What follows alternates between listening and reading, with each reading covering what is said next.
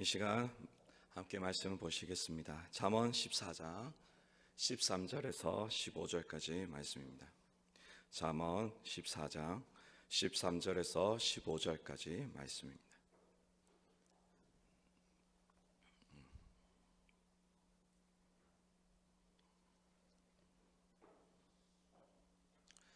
잠언 14장 13절에서 15절까지 말씀입니다.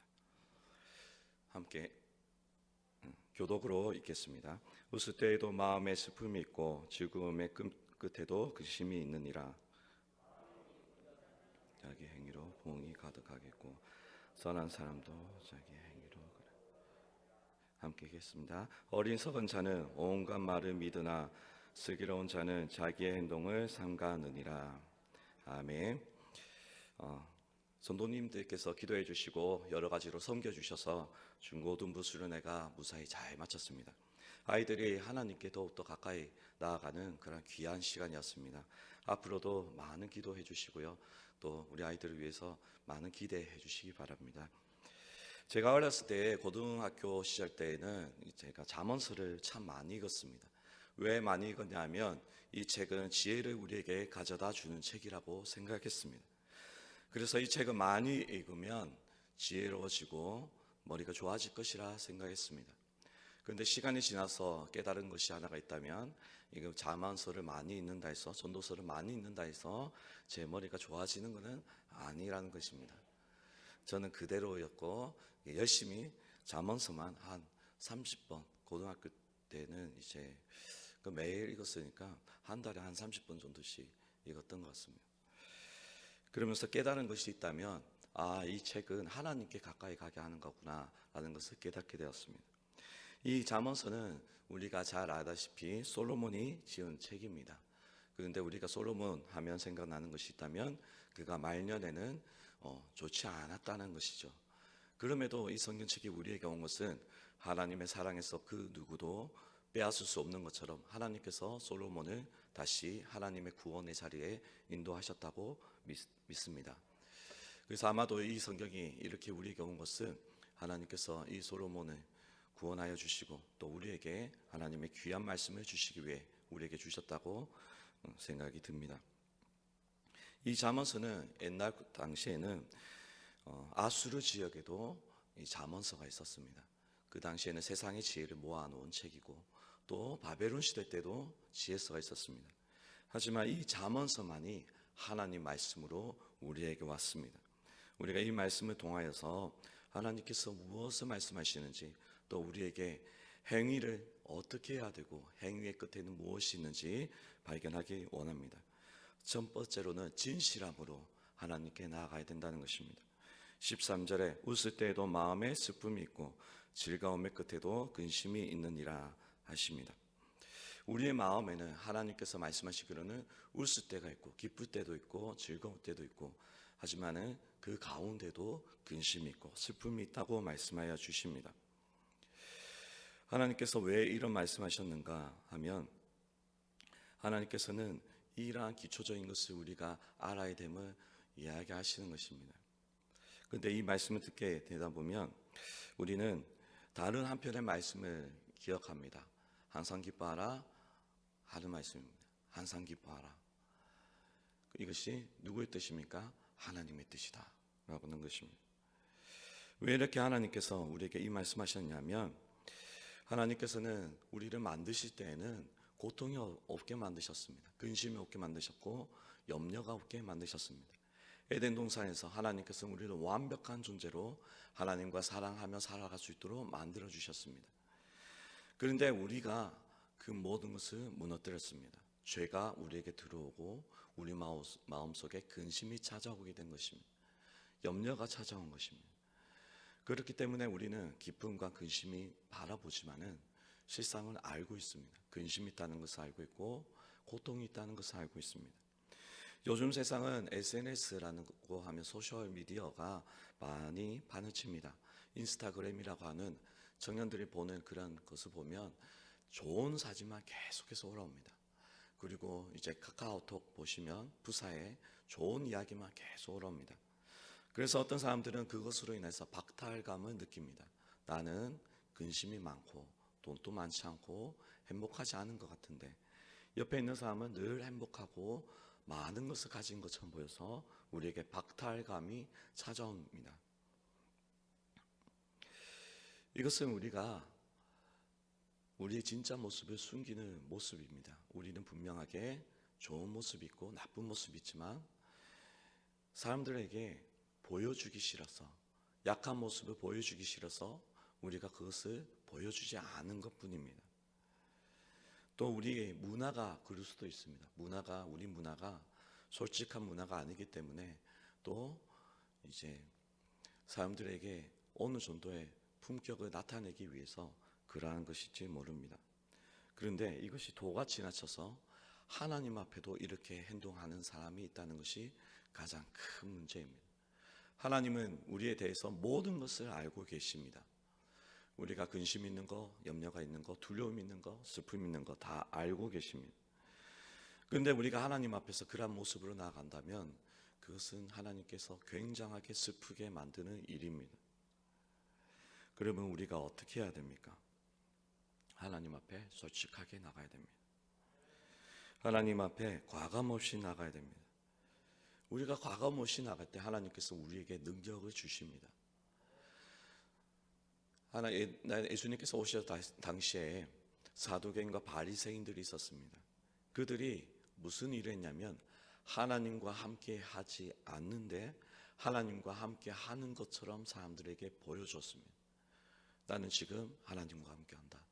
그것을 보이기 위해서 시장에서 소리 지르면서 하나님께 기도했습니다. 금식하고 그리고 예배드렸습니다. 그래서 그 당시에 사는 유대인들은 이 사두개인과 바리새인들을 존경했습니다. 대단한 믿음의 스승이라 생각했습니다. 그런데 예수님 뭐라 하십니까? 독사의 자식들이라 합니다. 무슨 말이냐? 사탄의 자식이라고 이야기하는 것입니다. 너는 나와 상관이 없다라고 이야기하는 것입니다. 우리가 하나님 앞에 나아갈 때 우리가 진실한 모습이 아니라 기쁜 척, 즐거운 척으로만 하나님께 나아가면 하나님은 우리를 그렇게 위선자로 보신다는 것입니다. 그렇다면 우리가 어떻게 나아가야 됩니까? 하나님의 능력으로 나아가야 됩니다. 하나님의 능력을 입으면 어떻게 됩니까? 우리에게 기쁨이 찾아옵니다. 하나님의 나라가 우리 죽고 나서 뒤에 나타나는 그 하나님의 나라가 지금 이 자리에 나타나는 것입니다. 왜 기쁩니까? 하나님이 나와 함께 하시고 주님의 사랑이 나와 함께 하시고 주님을 위해서 모든 근심이 사라졌기 때문에 그리고 슬픔이 사라졌기 때문에 기쁨이 찾아오는 것입니다. 그럼에도 우리는 인간이기에 아직 이 땅에 있기 때문에 죄가 우리 몸속에서 꿈틀거리는 것처럼 우리에게는 끊임없이 근심이라는 것이 올라오게 되어 있습니다. 그럴 때 어떻게 해야 됩니까? 솔직하게 나가야 됩니다. 다시 하나님께 나아가서 하나님, 내가 다시 근심이 일어납니다. 하나님, 나에게 괴로움이 일어나고 슬픔이 찾아옵니다. 하나님 도와주십시오. 다시 하나님 나라가 임하게 하여 주시고 다시 하나님과 살아갈 수 있도록 도와달라고 기도해야 되는 것입니다. 그래서 우리는 보이기 위해서 살아가는 것이 아니라 진실됨으로 하나님께 나아가고 진실됨으로 사람 앞에 있어야 되는 것입니다. 하나님께서는 의사가 누구에게 필요하다 하십니까? 병든 자에게 필요하다 하십니다. 우리가 진실된 마음으로 하나님 앞에 나아가야지만 하나님의 나라가 우리에게 임하게 되는 것입니다. 그래서 오늘 말씀에 뭐라고 이야기하십니까? 웃을 때에도 마음에 슬픔이 있고 즐거움의 끝에도 근심이 있느니라 하십니다. 이것은 우리가 어떻게 해야 되냐? 하나님 앞에 근심이 있으면 근심 있는 대로, 염려가 있으면 염려가 있는 대로, 슬픔이 있으면 슬픔이 있는 대로 하나님께 나아가야 되는 것이고 속이는 것으로 위선으로 나아가서는 안 된다는 것입니다. 이것이 첫 번째 우리에게 행위에 대한 것입니다. 만약에 우리가 위선으로 나가면 그 행위에 대한 보응으로 우리에게 괴로움이 찾아옵니다. 하나님 함께하지 못하는 것입니다. 하나님이 찾을 수가 없으니, 하나님이 필요하다고 말하지 않으니 하나님이 우리에게 하나님의 나라를 보여주지 못하시는 겁니다. 우리가 하나님의 나라를 얻기 위해서는 먼저 진실된 분으로 하나님 앞에 나아가야 됩니다. 하나님, 내가 고통스럽습니다. 슬픔이 있습니다. 염려가 있습니다. 하나님께 나아가야 됩니다. 두 번째로는 행위가 되돌아온다는 것입니다. 14절에 마음이 굽은 자는 자기 행위로 보응이 가득하겠고 선한 사람도 자기의 행위로 그러하리라 하십니다. 굽은 사람이 어떤 사람입니까? 죄가 있는 사람입니다. 그런데 우리가 이 성경을 보면서 알아야 되는 것이 하나가 있다면 이 말씀은 하나님 사람에게 주신 말씀이라는 것입니다.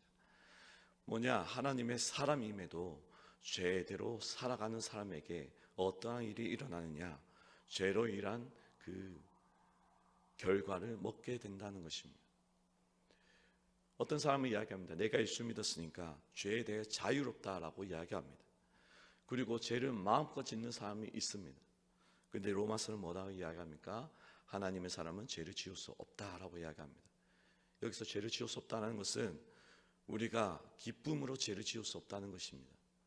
우리의 옛사람은 죽었기 때문에 우리가 죄를 지을 때마다 몸속에서 영혼이 고통스러워 비명을 지릅니다.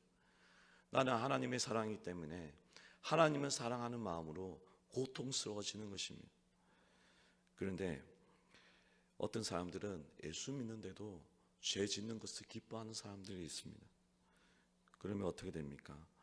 죄의 결과물을 먹게 됩니다. 고린도서에서는 구원을 받되 불 가운데 받는 것 같이 받는다 합니다. 불 가운데 고통 가운데 받는 것처럼 받게 된다는 것입니다. 또 우리가 또 예를 든다면 다윗이 바세바를 강간하였을 때 일어났던 그 죄의 결과를 볼 수 있습니다. 다윗이 어느 날 아름다운 바세바를 봤습니다. 그래서 그가 그의 힘으로 바세바를 강간했습니다. 그리고 그 결과가 어땠습니까? 하나님께서 다윗에게 진노하시죠. 그런데 다윗이 하나님께 용서를 구합니다. 그래서 하나님은 용서해 주십니다. 여기서 끝이 났다면 우리가 다윗을 통해서 깨닫는 바가 없었을 것인데 하나님께서 다윗이 지은 그 결과물을 먹게 하십니다. 어떻게 하냐? 다윗의 딸이 그의 오라버니에게 강간을 당합니다. 그의 자녀가 자녀를 죽입니다. 그의 아내가 백주에 자기의 아들에게 강간을 당합니다.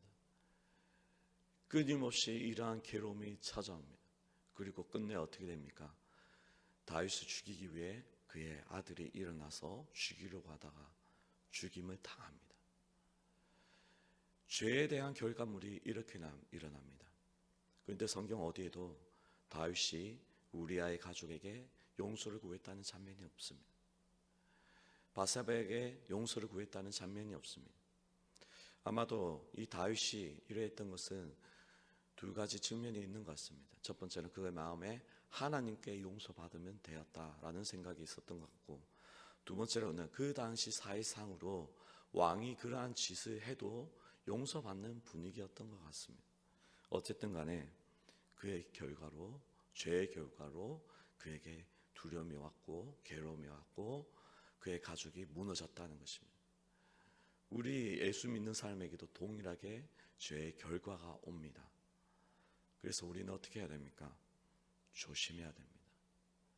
행위를 조심하고 죄를 무서워해야 됩니다. 죄를 지을 때마다 비참하게 여기고 하나님께 나와서 몸부림치면서 하나님 용서해달라고 이야기하고 다시 죄의 길에서 돌이켜야 되는 것입니다.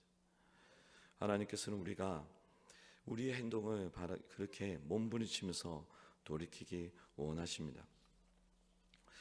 세 번째로는 하나님께서는 우리가 유혹에서 벗어나기 원하십니다.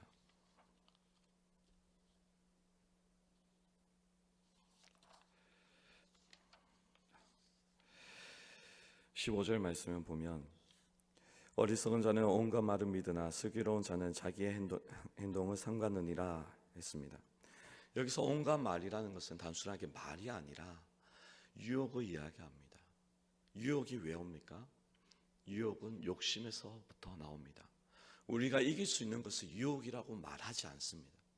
우리가 아무것도 아니라고 생각하는 것은 유혹이 될 수 없습니다. 유혹이 된다는 것은 우리가 거기에 욕심을 가졌다는 것입니다.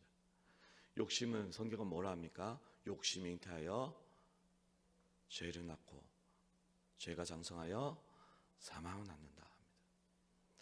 우리가 욕심이 있으면 유혹에 빠지고 넘어지고, 그리고 그 욕심이 이끄는 대로 우리가 살아가게 되어 있습니다.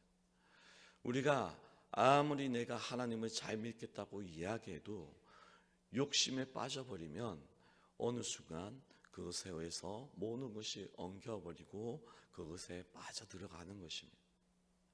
그래서 욕심은 우린 조심해야 됩니다. 그런데 이 욕심은 우리가 측정하는 방법이 있는데, 무엇이냐? 우리가 시간을 어디에 투자하느냐, 또 우리의 재정을 어디에 쓰고 있느냐, 그리고 우리가 무엇을 계속해서 생각하고 있느냐, 이것을 통해서 우리의 욕심을 알 수 있습니다. 어떤 사람은 돈에 대해서 관계된 것을 계속해서 생각합니다.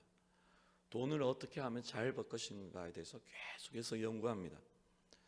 그런데 그렇게 하면 정말 잘 법니다. 돈 잘 버시는 분들은 24시간 계속해서 그것만 생각한다고 하시더라고요. 그렇게 하면 정말 잘 법니다. 그런데 욕심이 거기서 나옵니다. 또 어떤 사람들은 자녀의 교육에 대해서 목매입니다. 자녀가 어떻게 하면 공부 잘할 것인가에 대해서 열심으로 최선을 다합니다. 그래서 좋은 과외 선생님을 찾아가고 좋은 곳에 아이를 맡기고 이러합니다. 요즘에는 이제 아이를 체벌하면 안 되지만은 잘 되기 위해서 학원에 이제 체벌까지 용납해 가면서 하기도 합니다. 유혹이 어디서 옵니까? 이 아이에게부터 오는 것입니다. 이러한 유혹들은 점점 자라서 하나님으로부터 빗나가게 만들기 시작합니다. 하나님께 집중해야 될 시간에 하나님을 바라보지 못하게 만듭니다. 첫 번째 일어나는 것이 주일에 예배 드리는 것이 빗나가기 시작합니다. 그 시간에 아이가 학원 가야 되면 학원을 보냅니다. 예배 시간에 보내지 않습니다. 그 시간에 학원 가는 것이 더 낫기 때문에. 또 돈 버는 사람들은 어떻습니까? 주일에 일하러 갑니다. 왜요? 주일에 일하면 돈을 받으니까. 그런데 이러한 욕심들이요, 조금씩 우리를 갉아먹는데 끝내는 하나님과 멀어지게 됩니다. 하루 이틀 정도는 주일에 빠져먹는 거 괜찮아 보이지만은 어느 순간 하나님과 나 사이에 벽이 있는 것처럼 느껴지고, 그리고 하나님을 바라볼 수 없게 만드는 것입니다. 성경에서는 죄라는 것이 어떤 것이냐? 죄는 하나님과 우리 사이를 갈라놓는 것이라고 이야기합니다. 그렇다면 하나님이 우리를 멀리 하십니까? 아닙니다. 하나님은 우리를 늘 바라보십니다. 우리에게 늘 바라보시면서 사랑한다 이야기하시고, 우리에게 많은 것을 주시기 위해서 우리를 기다리시는 분이 하나님이십니다. 하나님은 언제나 신실하시고 진실하셔서 항상 그 자리에 계십니다. 그러면 누가 못 보는 것입니까? 우리가 하나님을 못 보는 겁니다. 하나님을 외면하고 하나님의 사랑을 오해하고 하나님으로부터 도망가게 되는 것입니다. 그리고 그 결과가 무엇입니까? 하나님이 계신 교회와 담을 쌓고 오지 않게 되는 것입니다. 유혹이라는 것이 바로 이런 것입니다. 처음에는 작은 구멍입니다. 우리가 어렸을 때 많이 듣던 이야기 중에 네덜란드 소년이라고 많이 들어보셨죠? 담벼락이 이제 댐이 구멍이 났는데 조그만 물이 막 흐르다가 점점 구멍이 넓어지니까 그 아이가 이제 손을 집어넣고 온몸으로 그 구멍을 막는 그런 이야기입니다. 누군가가 우리의 유혹을 막지 않으면 우리가 그렇게 무너져 내려갑니다. 그래서 유혹이라는 것이 무서운 것입니다. 반대로 어리석은 자는 이러한 유혹에 빠져서 자기의 인생까지도 걷어먹는다면, 지혜로운 자, 슬기로운 자는 어떻게 하느냐? 즉시로 자기의 행동을 뒤돌아본다는 것입니다. 성경 보니까 슬기로운 자는 자기의 행동을 삼가느니라 합니다. 그런데 이 자기의 행동을 삼가한다, 이 말은 무슨 뜻이냐? 이 행동이라는 것은 단순한 행동이 아니라 자기의 발걸음, 자기의 왔던 그 걸음들, 행위들, 자기가 이때까지 살아왔던 그 모든 것을 이야기하는 것입니다. 한마디로 말해서 내가 유혹에 빠질 만한 욕심이 나에게 있는지 뒤돌아보는 것입니다. 지혜로운 사람은 하나님의 사람을 보통 성경에 잠언서에서는 지혜로운 사람이라 이야기하는데, 내가 하나님과 멀어지게 할 만한 욕심이 내 자리에 있는지 없는지 검토하기 시작한다는 것입니다. 나에게 유혹이 옵니다. 돈에 대한 유혹이 오고, 자녀에 대한 유혹이 오고, 권력이나 여러 가지로 유혹이 오면 이 사람은 즉시로 자기 뒤를 돌아보는 것입니다. 내가 지금 무엇을 한 거지? 나는 지금 시간을 어디에 두고 있었던 거지? 내가 지금 나의 눈은 지금 어디에 두고 있는 거지? 나의 돈은 어디를 향해 가고 있는 건지 그것을 계속해서 바라보는 것입니다. 그리고 어떻게 합니까? 그 욕심으로부터, 유혹으로부터 멀어지기 위해서 자기의 행동을 조정하기 시작하는 것입니다. 그리고 그 욕심에서 떠나가는 것입니다. 이것을 우리에게 단순하게 이야기한다면, 하나님께서는 우리에게 가장 먼저 하신 게 십계명에도 적혀 있지만 안식일을 기억하여 거룩히 지키라 하셨지 않습니까? 그것이 우리에게 눈에 보이는 대표적인 이유입니다. 주일을 이야기하는 것입니다. 주일 성수에 대한 이야기인데, 이것을 보게 되면 우리가 어디에 있는지, 마음이 어디인지 명확해집니다. 그래서 여러분이 혹시 내가 유혹에 어디에 빠져 있는지 보시기 원한다면 주일에 예배 뒤에 무엇을 하는지 보시면 됩니다. 주일에 예배만 드리고 내가 어디로 가고 있는지 보시면 됩니다. 내가 주일에 무엇을 하고 있고 무슨 생각을 하고 있고 내가 욕심을 어디에 두고 있는지 보시면 내가 지금 어떤 처지인지 알 수 있습니다. 우리는 어떻게 해야 됩니까? 이 유혹에서 빠지지 않기 위해서 행동을 조정해야 됩니다. 욕심에서 되돌려야 됩니다. 유혹에 빠지지 않도록 우리가 행위나 모든 것을 돌이켜야 됩니다. 오늘 말씀에서는 하나님께서는 우리에게 행위에 대한 부분을 말씀하여 주셨습니다. 첫 번째로 우리가 진실해야 됩니다. 우리의 마음과 행동을 하나님 앞에 진실해야 됩니다. 그러면 하나님께서 우리에게 하나님의 나라를 맛보게 하여 주십니다. 또 우리가 하나님께서 말씀하신 것이 있다면 하나님이 믿는 사람이라도 죄를 범할 수 있다는 것입니다. 죄를 짓는 것에 기쁨이 있고 죄가 짓는 것에 전혀 가책이 없다면 우리는 너무나 괴로운 순간을 맛보게 될 수밖에 없습니다. 우리는 그것을 조심해야 됩니다. 세 번째로는 우리가 우리의 욕심이 있지 않는지 우리의 행동을 뒤돌아보아야 됩니다. 내가 이제껏 어떻게 살아왔는지, 나의 시간을 어디에 두고 있었고 나의 돈은 어디에 가고 있었고 나의 눈은 어디에 가고 있었는지 뒤돌아보아야 됩니다.